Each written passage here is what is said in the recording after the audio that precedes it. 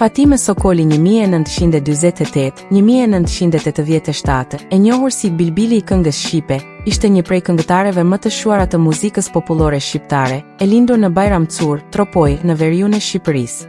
Ajo mbetet një figurë emblematike për interpretimin e këngëve të Malësisë së Gjakovës dhe gjithë trevave veriore, duke i dhënë këngës popullore shqiptare një dimension të thellë emocional, epik dhe artistik.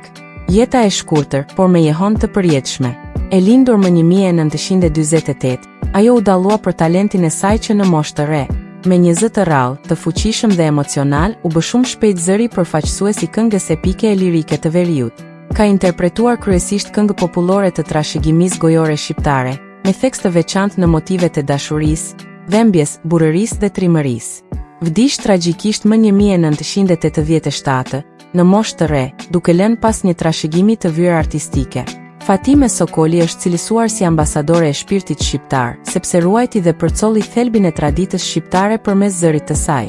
Ishte pjesëmarrëse në festivale dhe ansamble folklorike, dhe regjistroi shumë këngë në Radio Tirana. Ajo këndoi pa shumë instrumente, duke e lënë zërin e saj të dominojë dhe të bartë emocionin e pastër popullor. Edhe pse vdiq herët, Fatime Sokoli mbetet një prej figurave më të dashura dhe më të respektuara të artit shqiptar. Ajo nuk ishte vetëm këngëtare, por një zë i identitetit shqiptar, sidomos në kohë të vështira, ku kultura popullore ishte forma më e pastër e ruajtjes së kombit. Zëri i saj sot ende jehon në odat shqiptare, në dasma, në përkujtime dhe në çdo zemër që ndjen shqiptarisht.